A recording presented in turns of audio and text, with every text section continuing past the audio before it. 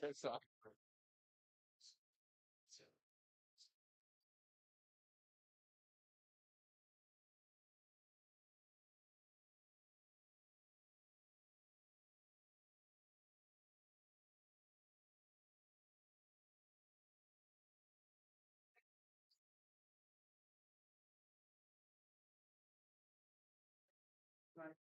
Yeah, I hate you too.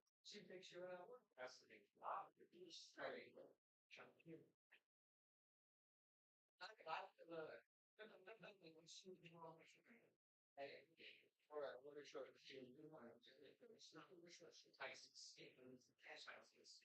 Yeah, it's okay. It's a hard introduction, what you're gonna talk about.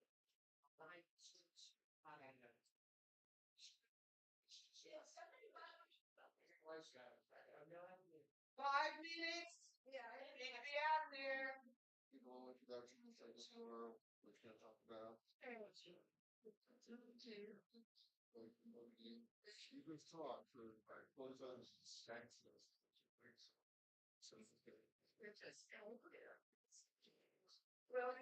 Can I put myself down?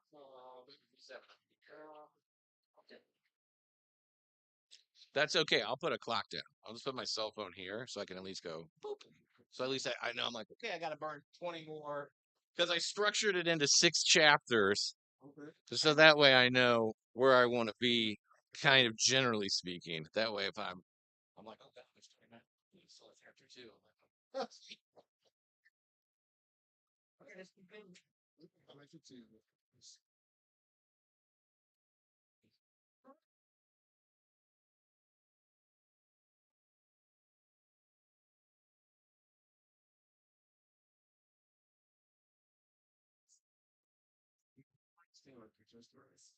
We'll see the points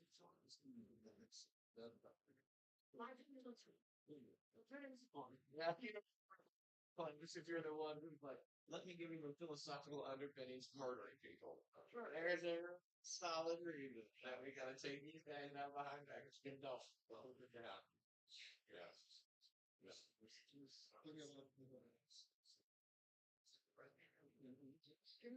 Holy is going, you know, I never put this together. My graduates, this is the 1970. As soon as I graduated, oh, goodness. She said, you got medical exam, you know, I have a prayer choice. Yeah. I want to so, right? But, yes. Hook up with the finish this. Well, let me fill out the application, readings, be sure I was a really conscientious objector that probably get me adjusting words somewhere out there. Which is definitely not. This is not my sort. We're not fighting Nazis here, or else, because that's a bit of clear. Who's anyhow, the among their stories. Medical test, and they were. Well, now those are for. Well, I think you've got a little bit of impression here, switch here. I do have that. I need some history. Right? Yeah, sure. There's a little bit. We'll just write all this up. They took this with us. Yeah. I really want some graphic. Sir? You're like, you're on me. Yeah, graphic. Okay. I don't want us. We don't want you. Please. See you later. Well, that was it. So I didn't have to get budgets to visit, didn't have to move to Canada, didn't have to do anything. Good. Cool. Just the old familial business of diabetes. Well, I think they did a lot of that. Most of the cases. They were particularly 50% for various reasons, mostly the kind of reasons I yeah.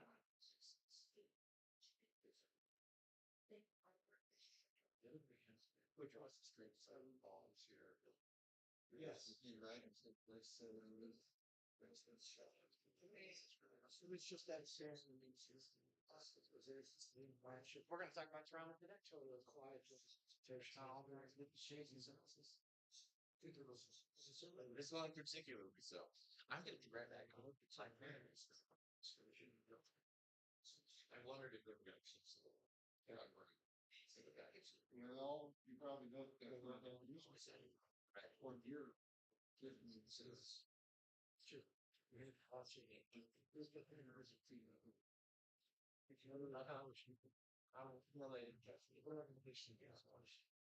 See if there's certain. And that's more close to get the.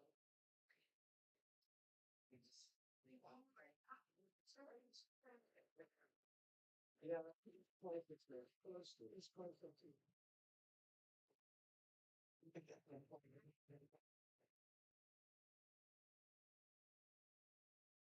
Yeah, that's great. That's great. I don't hear that. So be sure they raise. Lollygagging. Well, I was conservative though too. Okay. And we got everybody else to us. All right. 1 minute more.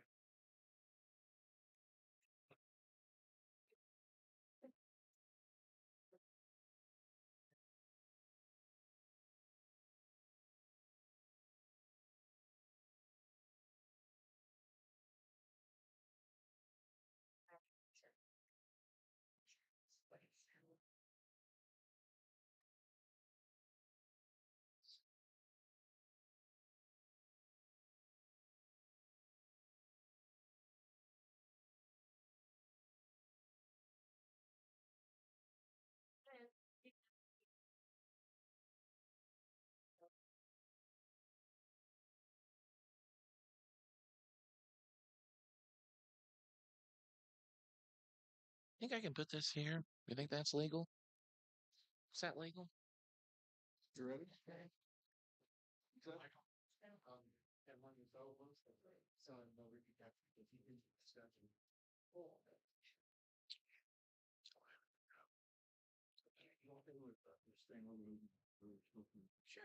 Yeah, no problem. Happy to. Well, let's get started. Good morning. I'm Michael Duffy, member of the All Souls Forum Committee.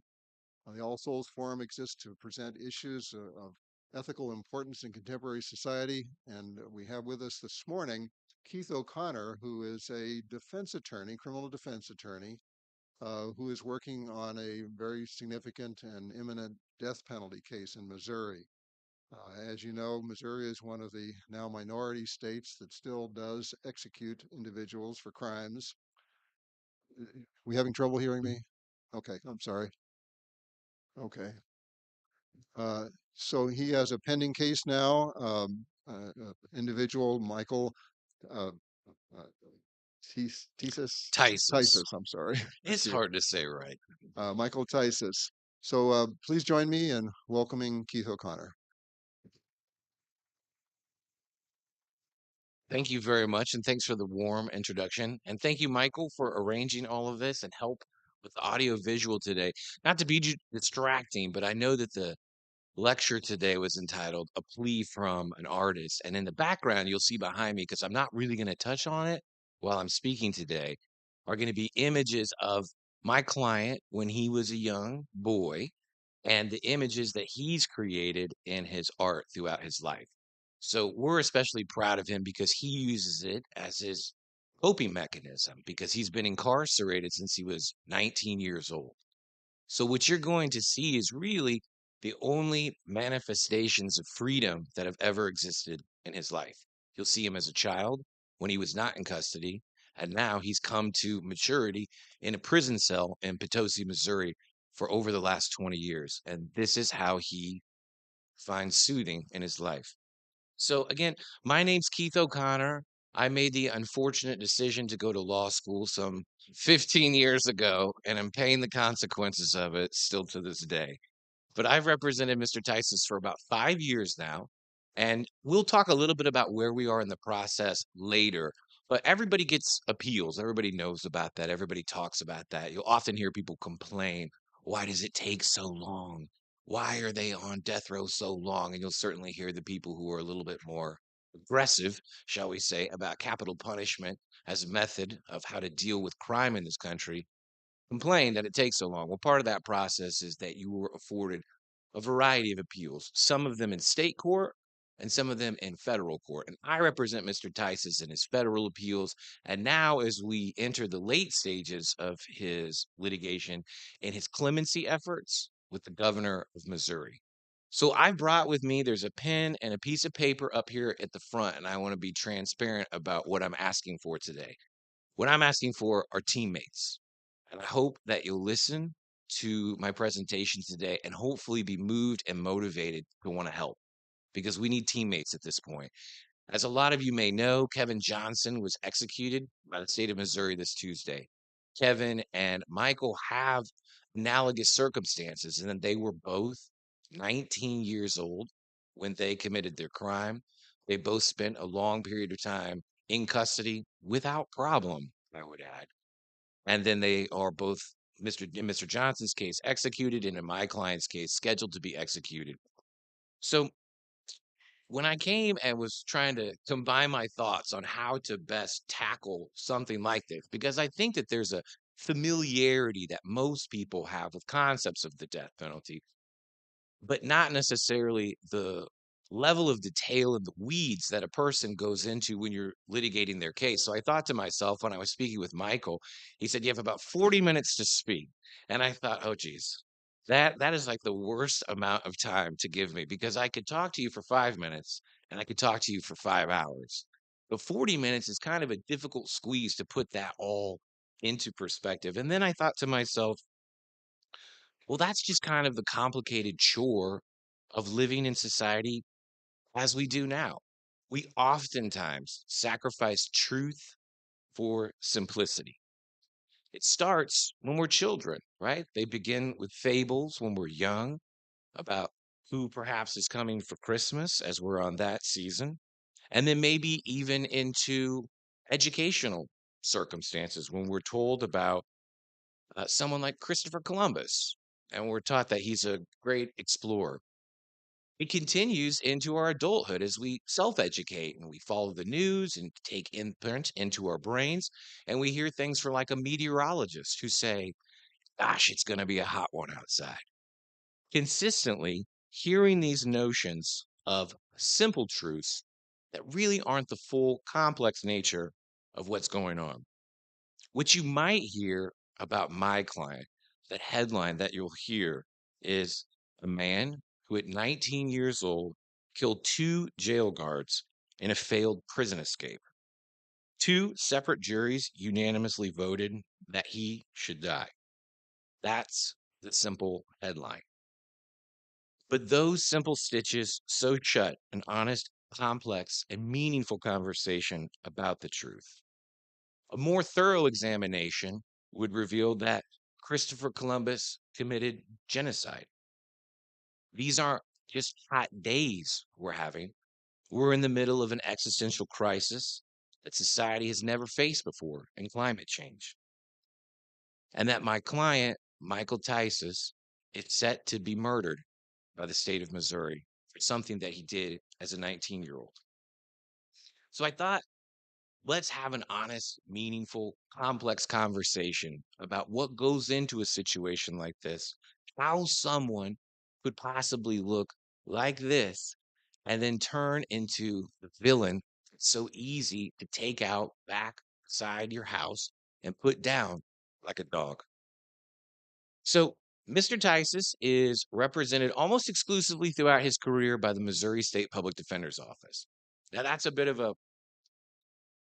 complex issue that I'm not going to go into in totality. But what I will tell you is the Missouri State Public Defender's Office is amongst the worst funded public defender systems in the country. Now, I'm not here to throw stones. I'm just here to simply say that when you have too many cases, too many clients, too few lawyers, and not enough resources, it's difficult to be good at your job. And I should know this.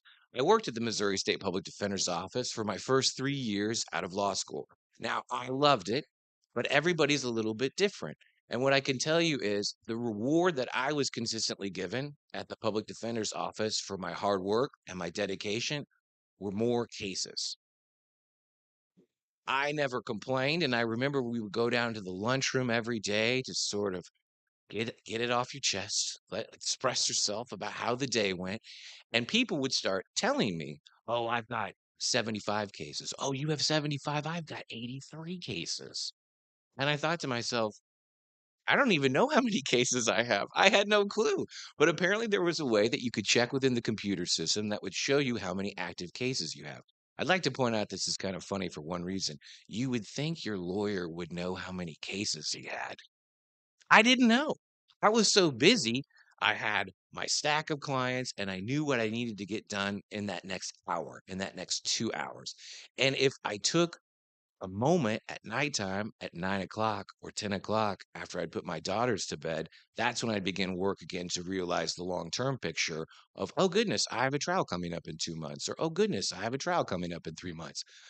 So when I was finally informed on how to look up how many cases I had, lo and behold, I had the most in the office. I think I had like 110, and I didn't even know it. But that is the system that Mr. Tisus went through as well. He went through a system of people who are overworked, overburdened, and don't have the resources. Now, I said earlier that he was the product of two separate juries, and that is true. He actually won a retrial in 2004 at the hard work of one of his attorneys, the Missouri State Public Defender's Office, a man by the name of Greg Mermelstein, who, if you've ever met him, is a phenomenal lawyer, a fantastic lawyer. And he won Michael a retrial. But when he had his retrial in 2010, he was given what we like to call contract public defenders.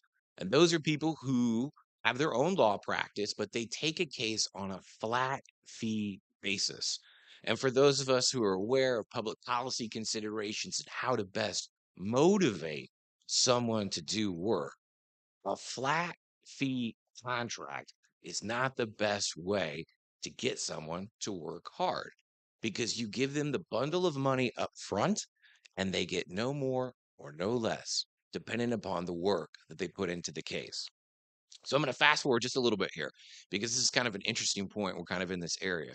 So Mr. Mermelstein, the individual who worked very hard and won Michael a new trial in 2004, he was approached by the two contract lawyers who were handling Mr. Tisus's retrial. Now, when do you think that they came?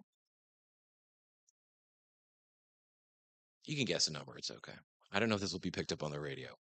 Do you think that they contacted him a year before trial? Maybe we'll do show of hands. Who thinks? So he won the new trial in 2004. He didn't actually have the retrial until 2010. So there were 6 years where the case lie in dormancy. So who thinks show of hands that they were contacted him somewhere in that 5 to 6 year mark? Good work, Coltrane. Who thinks that's the joy of optimism, right? I mean, we've got a room of cynics, which you're not wrong. Preview. Who thinks 3 to 4 years? 2 years? 1 year? Who thinks they contacted within a year? 1 year? How about 6 months? 6 months? About 3 months? How about 2 weeks? 2 weeks. They gave a phone call to Mr. Morgenstein and said, "Hey, who should we put on at this trial?" And Mr. Morgenstein told him, "Everyone, everyone." He'd called somewhere in the neighborhood between 50 and 55 witnesses in his appellate process to win Michael a new trial. When they had the retrial, I think there was somewhere in the neighborhood of 10 witnesses called, including some experts weren't even called to the witness stand. So, a lot of what you're going to hear me talk about, because I'm going to transition to talking to you about what we've discovered about Michael, about what his life is, who he was, and the circumstances that led him here, oftentimes we'll use experts, which makes perfect sense. Everybody knows what an expert is, right? It's sort of a tautology, an expert is an expert, but you hire someone that knows what they're talking about. A psychiatrist, a psychologist, perhaps someone with an emphasis on what your client may have. Perhaps your client was sexually abused. Perhaps your client had, let's let's call it sort of heightened trauma that someone else wouldn't experience. But there's a variety of things that can happen. And you would call those people to the witness stand, and they would very calmly and colorfully explain the process of your client's life. So when this retrial occurred, they read the transcript of this person. So if you were sitting there as a juror, the impact that the retrial attorneys were making was by simply standing at a podium and reading in a very dry manner a transcript of what these experts had said, instead of seeing them sit in that witness box and make eye contact with you as a juror, explain the process of how they became an expert, because these people are really interesting people and they're definitely teammates of ours in this journey. Oftentimes, they believe similarly that we do in these circumstances. They've dedicated their lives to helping people, often from a clinical or a medical manner, and they believe in these things. But instead, they just had a dry reading. So that's kind of how I got involved in Mr. Tyson's case. So let's talk about the crime. I think it's important to talk about the crime because I think it's something that it's almost like Chekhov's gun. Everyone's waiting for the reveal. Okay, you're probably going to tell me that he had a bad childhood, and I am. You're probably going to tell me a lot of good things about him, and I am. But I think the question that oftentimes lingers in people's brains are, what did he do? What happened? And so I'm going to tell you what he did. So I want you to remember that when I tell you this story, there's going to be a couple important things to remember. And the most important thing to remember is, who is Roy Vance? So here's the story of what my client did. My client was arrested around Moberly, Missouri in the late 1990s. Now, he's not from Moberly, Missouri. We'll get to this part of the story later. He's from St. Louis. But he's in Moberly, Missouri, and he's arrested for the very, very, very dangerous crime of not making all of his payments on a layaway stereo from an electronics store. He thought he'd made enough payments, and at this point in his life, due to severe neglect, abuse, trauma, he had decided the coping mechanism of most Americans. He'd found weed and drugs and booze. And so at this point, he had a friend convince him that they should sell that stereo so they could get money for drugs. They did it. It was a mistake. He ultimately gets charged with a crime. He serves about 60 days in jail. 60 days in jail for not making the final payments on a layaway boombox. He was not given attorneys. He sat in jail. There was no response to it. Ultimately, he's released, but he's placed on probation, which is a great thing for people who have resources. It's a great thing for people who have friends and family members. It's a great thing for people who have transportation. Because don't forget, when you're on probation, when you're on parole in this country, you have to go to a designated place at a designated time every week to let them know that you're doing a good job. You're doing what you're supposed to be doing. And we all may sit here and think, well, it doesn't sound so hard. And it doesn't sound that hard. But I'm going to ask you, how did you all get here today? Did you ride one of those fancy mechanical horses that we all get around in the modern era in? I know I got here in one of those. We all have cars. We all have means. We all, hopefully, luckily, aren't living in poverty. In America, we love to criminalize our greatest sin, poverty. Michael was poor. At this point in his life, he was homeless. His mother had abandoned him. He was living wherever he could find a place to sleep, but he also had no means to contact or be in communication with a probation officer. And frankly, his educational limitations at this point prevented him from even, frankly, understanding what he was supposed to do. Because at this point, he's 18 years old. So he doesn't go to his probation officer. He incurs a probation violation that gets him shipped back from St. Louis back to Moberly. He's put into a jail, a term I use loosely. I visited this place before. And I was talking to George Baggett before I got up here, and George and I both live in Coleman Highlands of these absolutely beautiful old-fashioned homes. And that's actually what the prison looks like in this case. It's an old Victorian home in Randolph County that they've refurbished to look like a jail. So when I said earlier that we sacrificed the truth for simplicity, and I warned you what the headlines would look like in this case, when they say jail, they mean retrofitted Victorian mansion. It was as laid back as you could be. The guards would go and smoke cigarettes with the inmates. There was barely any security of any kind. So when Michael goes back to Randolph County, now on a probation violation for failing to make payments on his layaway boombox, he meets a man named Roy Vance. Roy Vance at this point is about 9 years older than Michael, and Roy grooms Michael.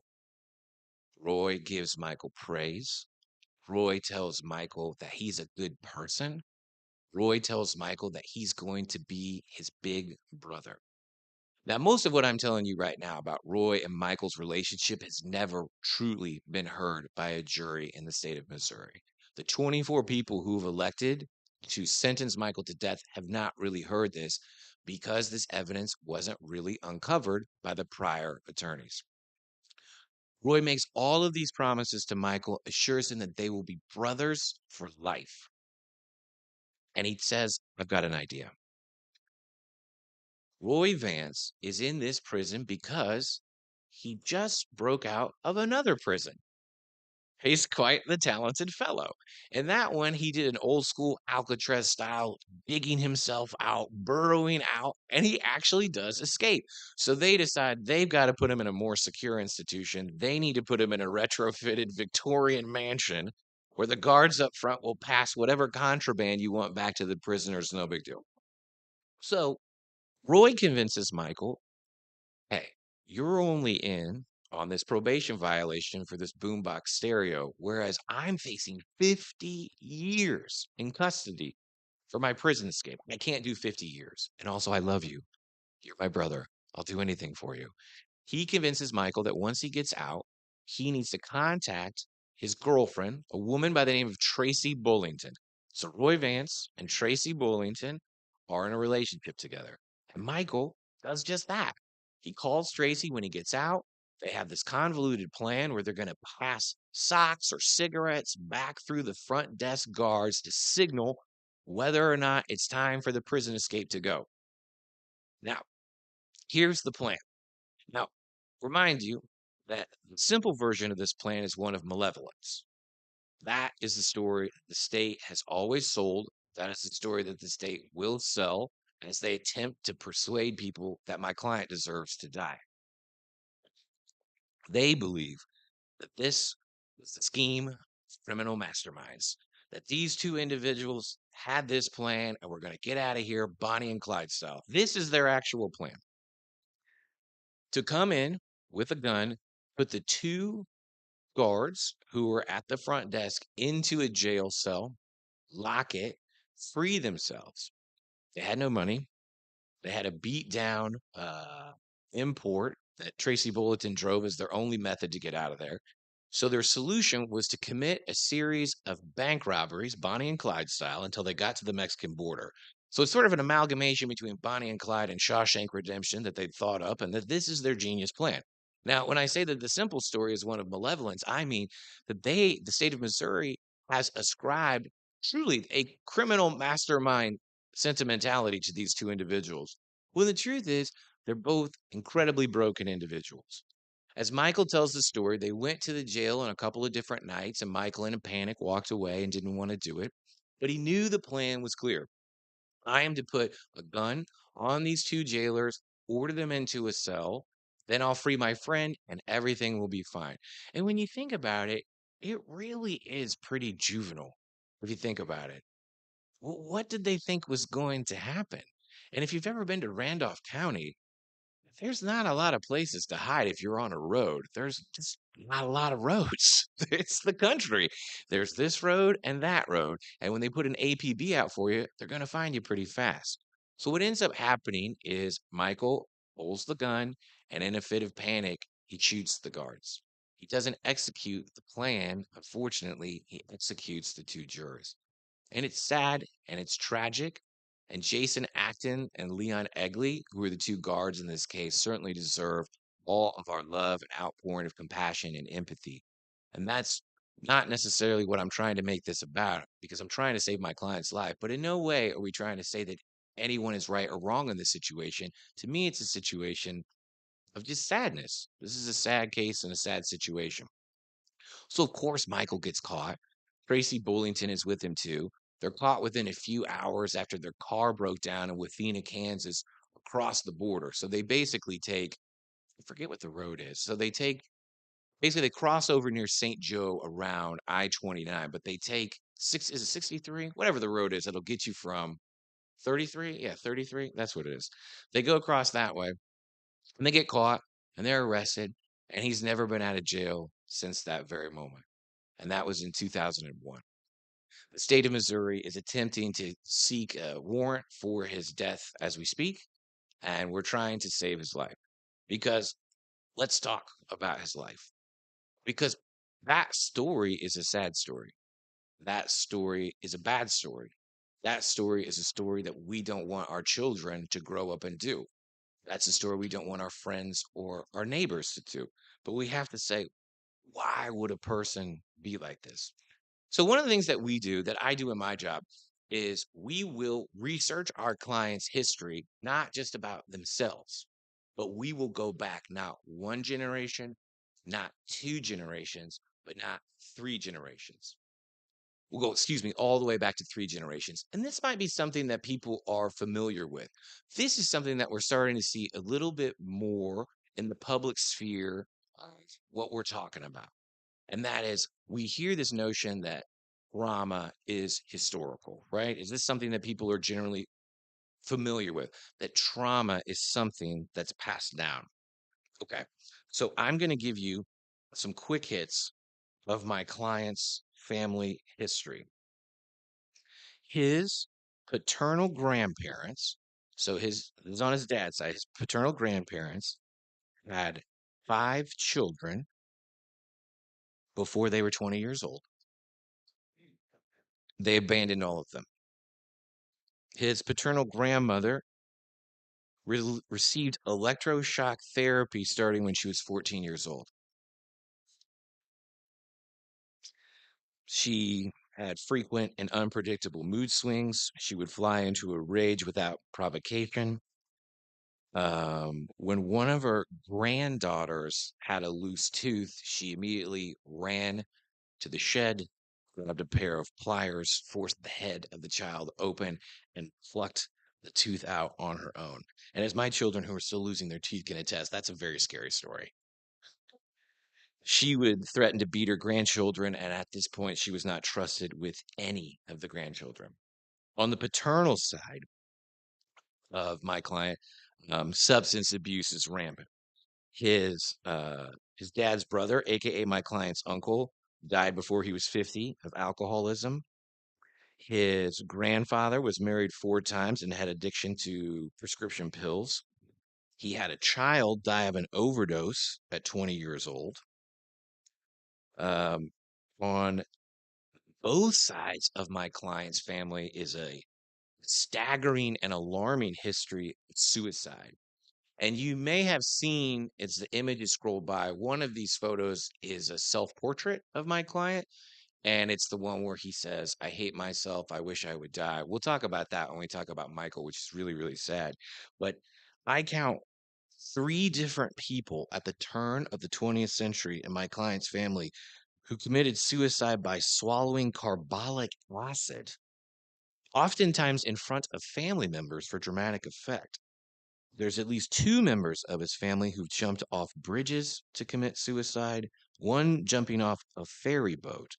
That's his maternal third great grandfather, but he did that in the 1970s.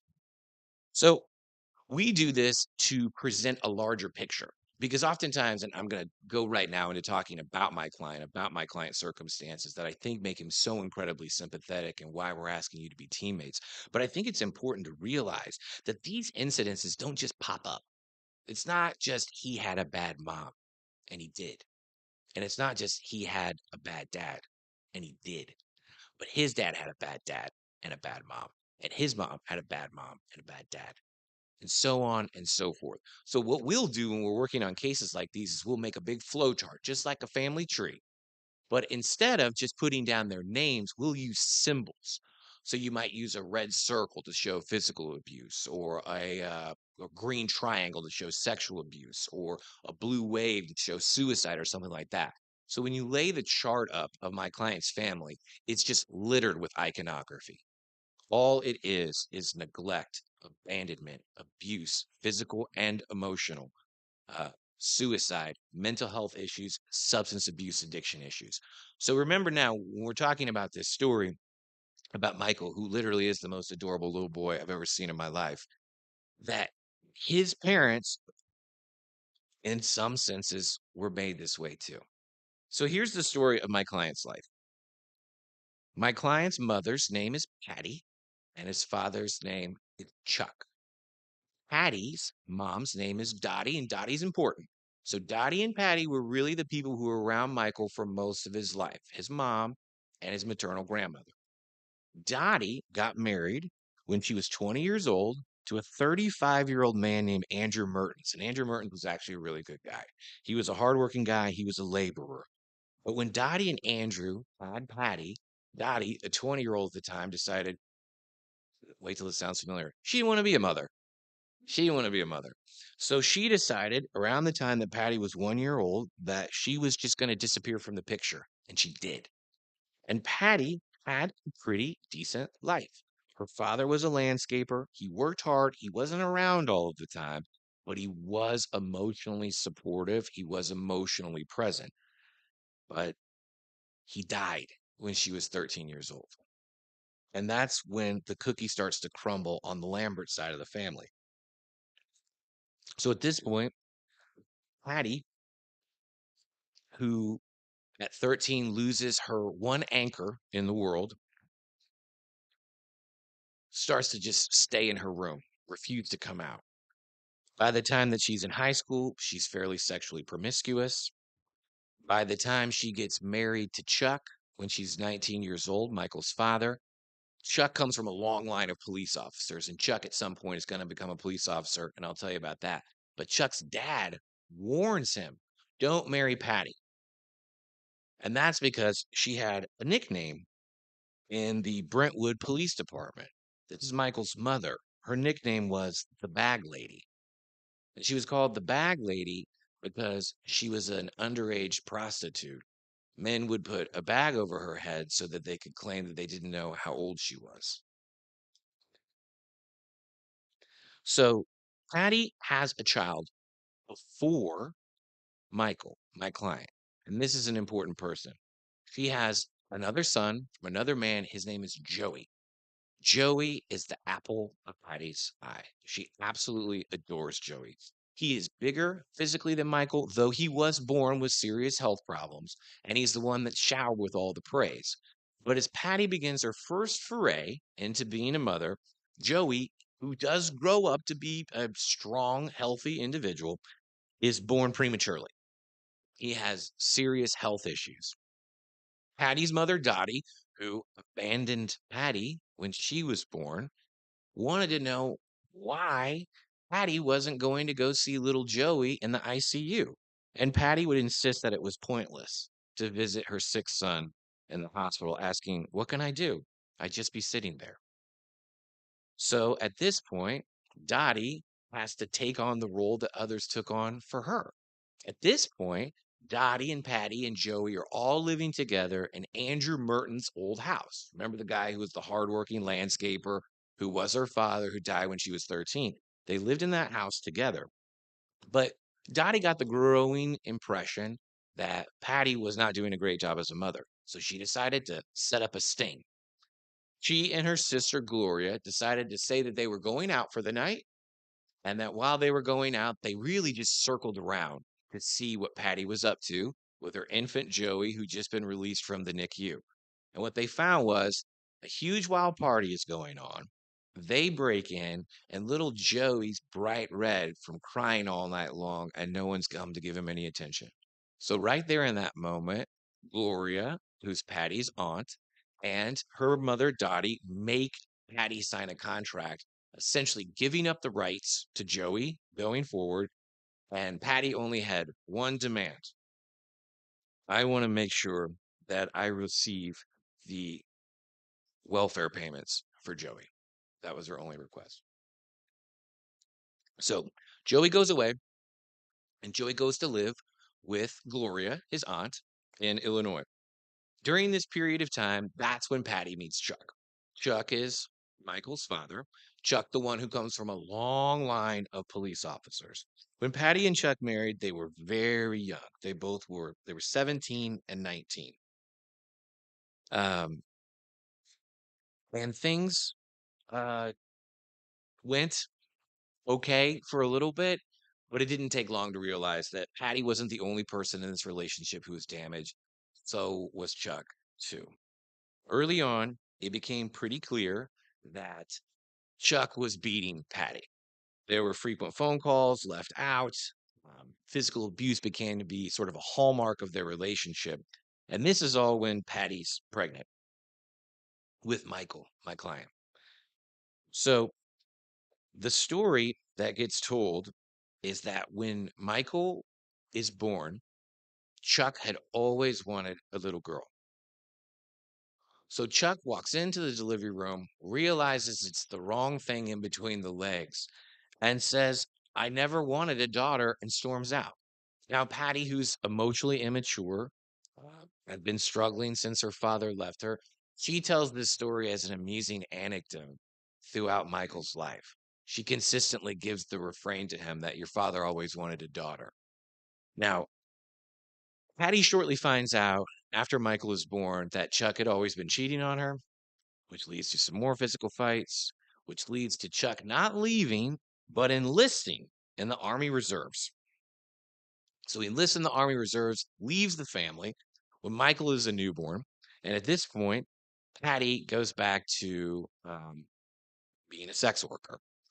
She would drop off Michael and Joey when Michael was as young as being in a carrying car seat at a bar that her mom worked at, and would leave him there until 1 in the morning when she was out um, running around. When family members would come to visit Patty's house, they would find Michael, who was a toddler, running loose, wearing a diaper that was soiled for so long that he gotten it on his hands. So Patty would be somewhere else in the house, occupied with other things. Everyone tended to describe her as cold and uninterested in her kids. It was clear that she preferred Joey. If Joey came up to Patty seeking hugs or affection, Patty would respond, but not for Michael.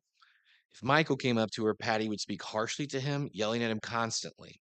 She never hugged him, and Michael appeared to outside people at this very young age, he's a toddler now, that he was always hungry. When they would talk to Patty about it, Patty would always say, um, tell them to go to the fridge to get themselves a cold hot dog. And family members believe that the boys, both of them, subsisted solely on Pepsi, cold hot dogs, and potato chips. So at this point, there is a split between Chuck and Patty. Chuck comes back from the Army Reserves and says, I want out of this relationship. He files for divorce paperwork, and that's when Michael's life gets really hard and really challenging. They choose, in their infinite grace and wisdom, to use Michael as a pawn back and forth between each other. Uh, Ultimately, we get to a point in the narrative where Patty is making Michael endure severe emotional and physical neglect. And on the flip side, we have a father who essentially gaslights his own son. The stories that we consistently hear are that Michael would have an arranged time to be picked up by Chuck to go and stay at his house, but Chuck would never show up.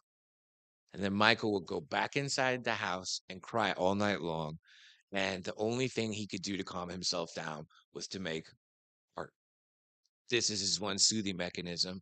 This is the mechanism that he's learned from the trauma that his two parents put him through. Now, one of the things I've learned about um, the impact that various adverse childhood experiences have on people is that I always kind of apparently wrongly assumed that physical abuse is worse, right? I feel like, and maybe I'm not alone in this, maybe you guys are all smarter than I am, but I'd always been under the impression that to be sexually abused or physically abused would cause far more harm to someone than any other thing. That ends up not being true. And anybody who's ever been a parent, I think, can tell you that that's true. Because what's the one thing every child always asks every parent 100 times a day? Look at me. Look at me. See this? Do you see what I'm doing? Do you see what I'm doing right now? Do you see what I'm doing? Hey, dad, I'm doing this. Hey, mom, I'm doing this. See me. See me. Those young, fragile children always looking to us grown-ups to have their consciousness, their soul, their being firm. So there's no greater impact of harm that one can have on their life beyond neglect. He had a mother who didn't want him, who didn't care for him, who showed him no physical affection and ignored him. Meals were cold hot dogs. And on the flip side, he had a father who did the same, but in a little bit more grandiose of a fashion. Chuck gets injured when Michael's 6 years old. He's been a cop. He's been a cop his whole life, wants to be a cop like other people. He gets shot on duty, which is unfortunate. Um, he ultimately ends up working in law enforcement esque related positions for the rest of his life, but he's never really able to be a police officer again. He falls into problem with prescription pills. There's all kinds of crazy stories. He even takes my client to a police station one day. They'd arrested a black man, and my client's 6 years old at the time, and he asked him if he wants to go beat up a N-word with him. Chuck, my client's dad is a bad guy. We've asked him to cooperate in this process. He has no desire to do so whatsoever. Patty passed away years ago, and she was cooperative.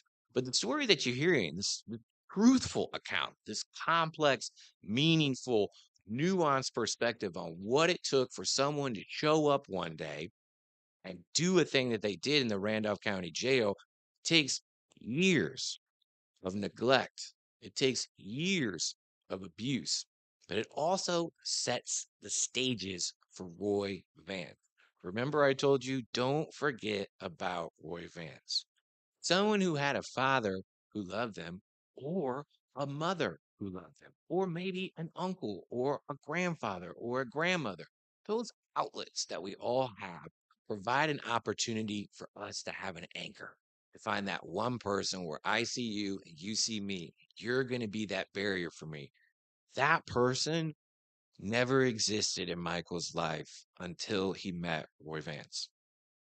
So going forward into his life, Chuck, although he's injured on the job, although he begins to become addicted to pain pills, ultimately marries a real saint of a woman. Her name is Leslie.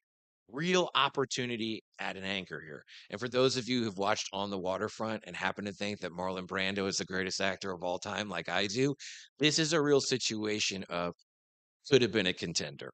Because we keep seeing these little moments in his life where someone steps up, and Leslie is one of those people. So Leslie is Chuck's second wife, and she's very sweet to Michael.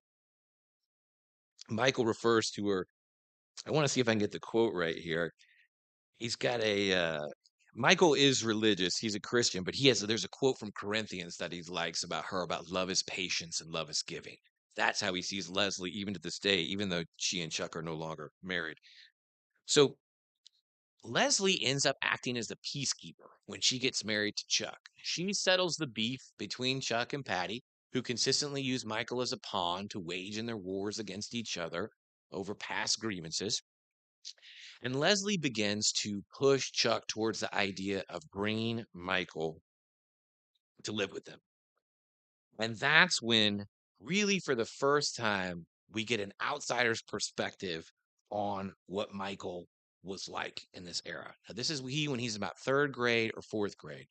And I haven't talked to you a lot about his educational history, but the quick hits are he struggled. He clearly had a learning disability. He didn't act out in school. He was a good kid, but he had learning disabilities and nobody was there for him, right? We had a mother who neglected him, didn't go to parent teacher conferences, didn't follow up with an IED plan, didn't stay committed to making sure that he got back on the right track.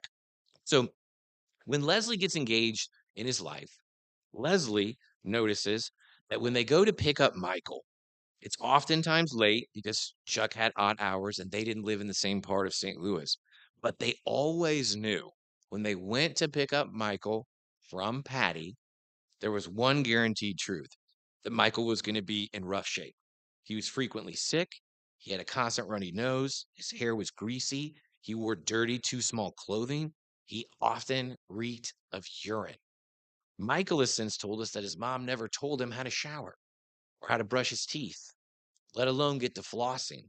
Michael didn't learn how to clean himself or bathe himself until he got to prison when he was 19 years old. Now he has a hypervigilance towards making sure things are clean. And if he gets a particular cellmate that doesn't keep the cell clean, it's a very bad thing for Michael because that's his structure. That's his truth now that he knows how to do these things. But Leslie ends up being a bright star. They start to have more frequent communication with one another. Leslie and Chuck start having a family of their own, and they have a daughter. So Chuck finally gets the daughter he always wanted. Now, of course, he didn't right the ship. He continued to have problems with prescription drugs. He was a bad parent.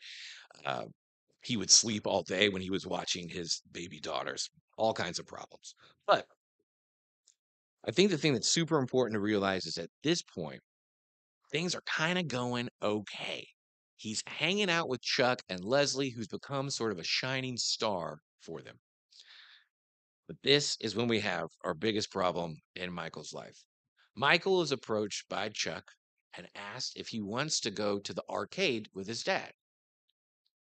My son's head just perked up. I think he thinks we're going to the arcade later. What little kid doesn't want to go to the arcade? It's a great experience. So Michael says, "Yeah, Dad, I want to go to the arcade." So when they get there, Michael is handed a wad of quarters and given it to him by his father and said to get lost. But at this time, a neighborhood girl that Michael recognizes comes and puts her hand down the front of Chuck's pants. Michael, who's in around, I want to say the fifth or sixth grade at this point, is pretty confused about what this is and what's going on. So he'd had some interaction through the Department of Family Services and different issues at school he's had with some counselors because things aren't going great in his life. And the people on the outside looking in can tell. We've got a bad mother. We've got a kid who looks kind of bad when he's showing up to school. But he went to school in an economically depressed area. So he wasn't necessarily the one who stood out, but some teachers would tell you that he did. So he is taught by some counselors when he's confused about things, what he should do is he should write it down. That's the best way to deal with his feelings is to write it down on a piece of paper. And his father, with his law enforcement background and his hypervigilance, would consistently do what he called cell checks on Michael's room at their house. So, in the process of doing a cell check, what do you think Chuck finds? Michael's little diary entry where he's explaining the confusion of what he saw. Now, mind you, he is exceptionally naive. And truthfully, until he got into prison at the age of 19, he was naive. Michael has no conception that his mother is a prostitute, despite the fact that multiple people, including his own father, would tell him what a prostitute was. He'd have to run to another school age kid because he had no parent. He had no parent who could explain things to him. So Chuck, of course, finds the letter, and now Michael doesn't get to live with Chuck anymore. He has this brief oasis where he's living with his father for a period of time. Leslie's there, supportive and loving. And Chuck, in the middle of the night, drives him back to Patty's house, hitting his head against the window the entire drive home, telling him that he's an idiot, that he's worthless, that he's no good. He drops him off at Patty's house and says, "I don't want to see you ever again." And that's when Michael's life starts to get bad, real bad. But Before we talk about where Michael goes from age sixth grade to the 19-year-old in Randolph County, there is one little thing that we need to talk about. And I think I'm doing okay on time, Michael. Am I doing all right? Uh, 1 minute. 1 minute. Okay. So the last thing, see, five minutes, 5 hours. It's not good. So the one thing I didn't tell you about Michael is the reason why he was so attracted to Roy Vance as a father figure, as a brother figure, is because he didn't really have a brother either. Since his mother never paid attention and was consistently emotionally neglecting them, she never paid attention why his older, bigger brother Joey beat him to unconsciousness regularly. Michael described his childhood at Patty's house as having to learn how to sleep on his stomach because he preferred to get beat up in his back. His brother, who outweighed him by some 50 pounds every year, according to pediatric records, took great solace and pride in beating his brother daily. Other mothers in the neighborhood would ban Joey from their houses so Michael could have a safe place that he could go and hang out without his brother's repercussions. So this was a truth of his entire life. So while his mother fed him cold hot dogs, she also allowed his older, physically bigger brother to beat him multiple times to the point of unconsciousness. This was witnessed by neighborhood children. So when we say that Roy Vance had a significant and meaningful part in his life, it's because there was a hole in Michael's heart where the love was supposed to go, and nobody ever filled it up. And the only person who took the time to care, and were in Roy's situation pretended to care, was Roy Vance. The only one who ever pretended to care to love him. And so that's how you get someone to do something that's so dumb, so misguided, and something that I think hopefully all of us think is the type of person who deserves perhaps a second chance. And I told that to Michael. I said, I'm going to ask these people to give you a second chance. And Michael said, don't tell them I'm asking for a second chance. I'm asking for a first chance because I never got a chance. And that's what we're asking for. If you're willing to help us, if you'd like to help, to write a letter to the governor, to be a part of a clemency video that we could film, please just put your information up there. I'm happy to contact you. We're looking for teammates. So I know I went over time. I'm so sorry. There's like 9,000 things I want to talk about. But thank you for listening.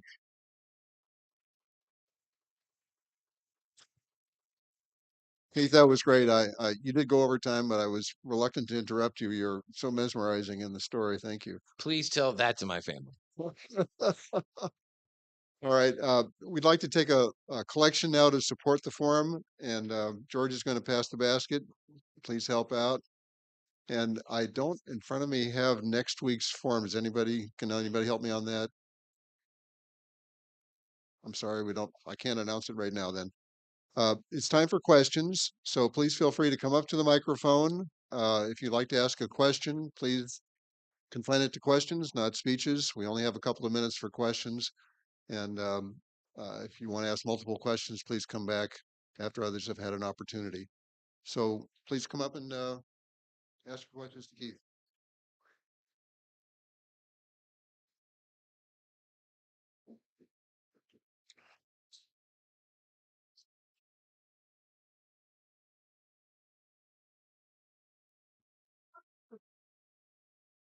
Going back to some of your earlier remarks, I wondered if you could elucidate for us what you feel has contributed to, is it a public support for capital punishment now?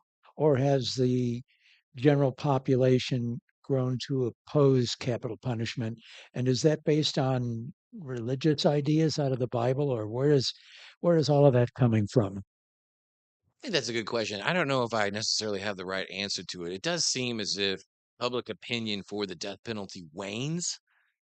I believe that there's a growing amount of education, certainly through documentaries and the progress of the Innocence Project, Black Lives Matters movement, a variety of critical social causes that have awoken in people a disconnect and a dissonance between policing and old school criminal justice values that I think people are really starting to second guess. I know it may sound simplistic, but I think documentaries like Making a Murderer are incredibly significant because it gets eyeballs watching and questioning how it is that we do things. But in terms of capital punishment, I honestly think that the state doesn't publicize it as much as they used to because I think that they know that people aren't as interested in it. I mean, to me, fundamentally, the question is this: my client's never getting out of custody ever. He is going to die in a jail cell. So I'm very uncomfortable with the idea that we are going to proactively take him out of that jail cell and kill him. Isn't it sufficient? Isn't there enough? Isn't that enough? Do we need more? So I guess that's my answer, if that makes sense.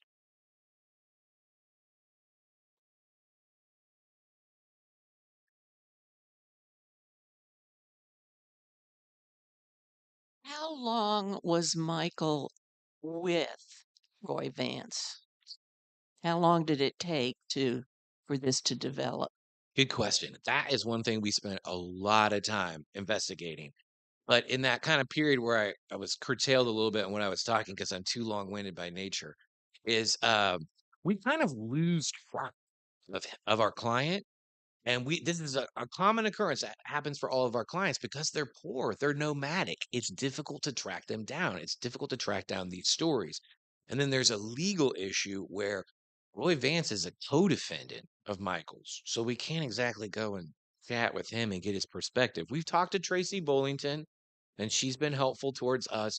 We went back and spoke with every single person who was in their pod at Randolph County. But I guess what I would say is our estimates are up to a year.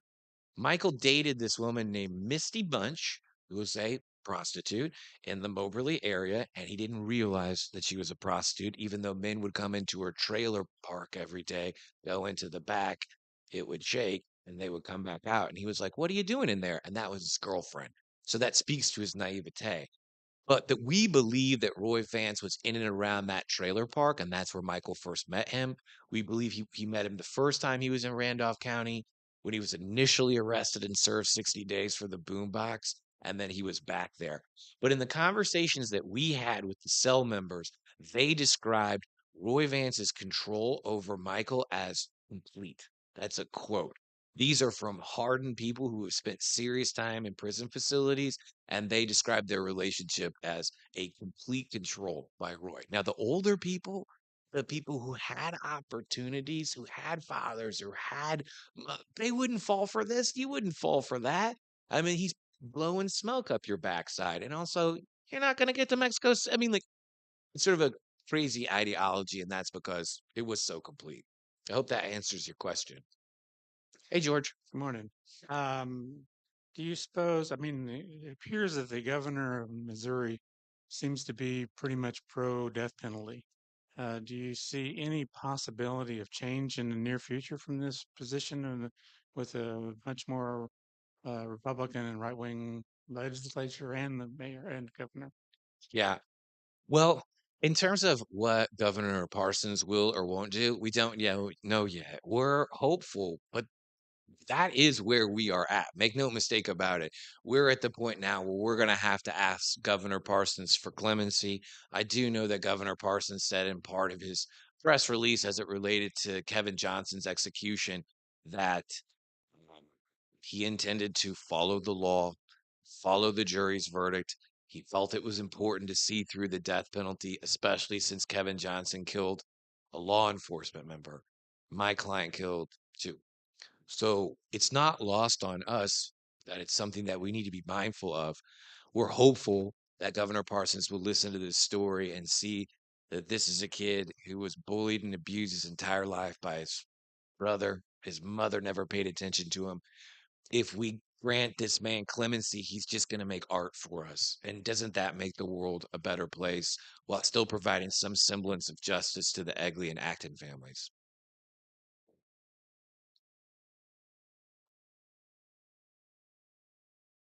It might be hard to talk because his story is so sad. But in the time that Michael has left as a person, what do you think he needs the most? Separate and apart from the clemency appeals and the Oh, like. well, that's a good question.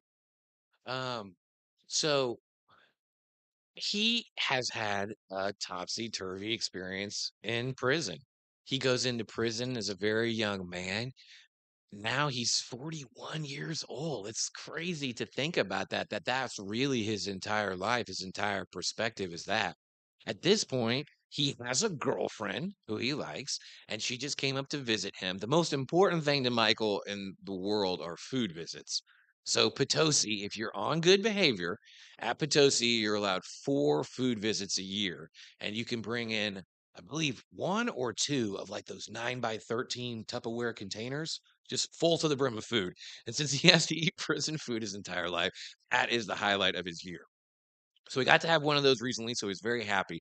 But he's a huge NBA basketball fan. So if you happen to be a fan of the Boston Celtics or the Golden State Warriors, you could send him a letter because he would talk to you ad nauseum about that. And he loves art and he likes to talk about art. If people want to support him, you can absolutely write him letters. He loves to correspond with people. If you are sweet to him, he might make you some artwork. Uh, but he likes support, and a lot of that's handled by his girlfriend and the legal team. I speak to him every Monday. Another member on the family talks to him. Another member on the team talks to him every Tuesday. So we have active engagement with him there. But if you want to have outreach to him, he would love it. He would love it. I mean, the saddest thing is the first thing he told me was he hopes that he's not treated like a dog because nobody would ever kill the family dog. That was the first thing he said to me when I met him. Because his prior lawyers had been so poor and had cared so little for him.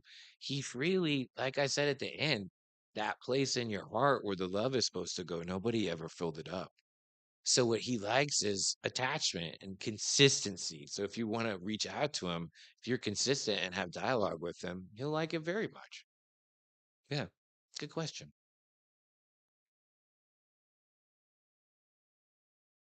All right, we have 1 minute, so I don't know. I'm going to ask you a tough question in 1 minute. This will be the last question. Objection.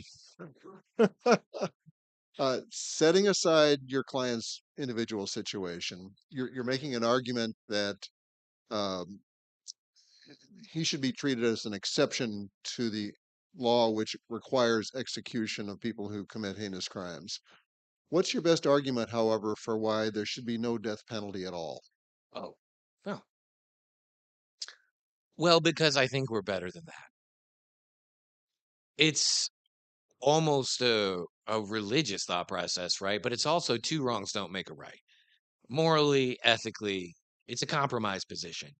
You can't claim to be making progress or be moving forward as a society in any way if your response to someone who commits something bad is to do that exact same thing against them. So if we are saying that violence is wrong, which I think we all agree with, we cannot then do violence to others to show that that is how we deal with what is wrong. Thank you. Thank you. Please join me in thanking Keith O'Connor.